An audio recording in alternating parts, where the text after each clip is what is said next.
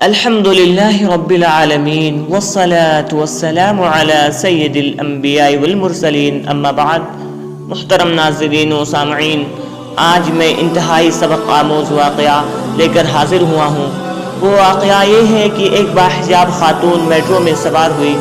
دروازے سے گزرتے ہوئے اس کی چادر ایک جگہ اٹک گئی، جس سے خاتون لڑکھڑائی۔ ایک خاتون جس نے نامناسب اور تنگ لباس پہنا ہوا تھا چیخ کر بولی، یہ کیا کر رہی ہو اور کیسا لباس پہنا ہوا ہے اس گرمی میں؟ میٹرو میں بیٹھے بقیہ افراد بھی متوجہ ہوئے، لیکن اس باحجاب خاتون نے جلدی سے خود کو سمیٹا اور اسی خاتون کے ساتھ جا کر بیٹھ گئی۔ جب میٹرو چل پڑی تو اس باحجاب خاتون نے اس خاتون کو کان میں کہا، یہ چادر میں تمہارے لیے پہن رکھی ہوں۔ یہ سن کر اس خاتون نے کہا، میرے خاطر؟ میں نے کب کہا کہ میرے خاطر تم چادر پہنو اور اس گرمی میں شرابور رہو؟ اس نے کہا، بالکل، میں نے لباس تمہاری خاطر پہنا ہے تاکہ اگر ایک دن تمہارا شوہر جس نے تم سے نکاح کیا ہے اور عہد کیا ہے کہ وہ تمہارے علاوہ کسی اور خاتون کی طرف نظر اٹھا کر نہیں دیکھے گا اور کبھی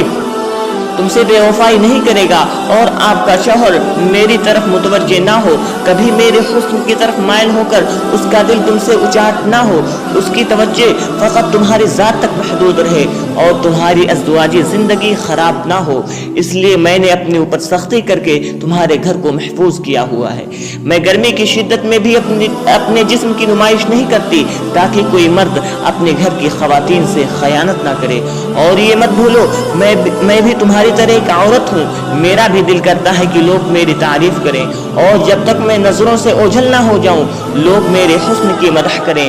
لیکن میرا بھی ایک شوہر ہے جس سے میں خیانت نہیں کرنی چاہتی، کیونکہ میری نظر میں مجھ پر فقط میرے شوہر کا حق ہے اور میں اس حق میں خیانت نہیں کروں گی، اور اگر میں اس عہد میں وفا کرتی ہوں تو میرا شوہر بھی مجھ سے کبھی خیانت نہیں کرے گا اور کسی خاتون کی جانب نظریں اٹھا کر نہیں دیکھے گا۔ لیکن تم جیسی عورتوں نے کہ جن کے گھروں کی حفاظت ہم اپنے حجاب سے کرتی ہیں، لیکن تم جیسی عورتوں نے اپنے جسموں کی نمائش کر کے مردوں کو اپنی طرف متوجہ کرتی ہیں اور اپنے حسن کی طرف لبھاتی ہیں، مردوں کی ایک ایک نظر کی بھیک مانگتی ہیں۔ اب تم بتاؤ، اعتراض مجھ پر کرنا چاہیے یا مجھے تم پر؟ یہ سن کر وہ خاتون شرمندہ ہوئی اور اس نے کہا کہ کبھی میں نے اس معاملے کو اس زاویے سے، اس نظریے سے دیکھی ہی نہیں تھی۔ اس حقیقت کو مغربی خاتون سمجھ چکی تھی اور وہ حجاب جیسی نعمت کو جان کر کے اسلام کی طرف مائل ہو رہی تھی۔ مغرب میں خاندانی نظام تباہ و برباد ہو چکا ہے، مرد کو عورت پر اعتماد اور بھروسہ نہیں اور عورت کو مرد پر اعتبار نہیں۔ آخر میں یہ کہنا بھی ضروری سمجھتا ہوں کہ دین اسلام نے فقط عورت ہی کو حجاب کا پابند نہیں بنایا، بلکہ مرد کو بھی حکم دیا کہ وہ اپنی نظریں جھکا کر چلے،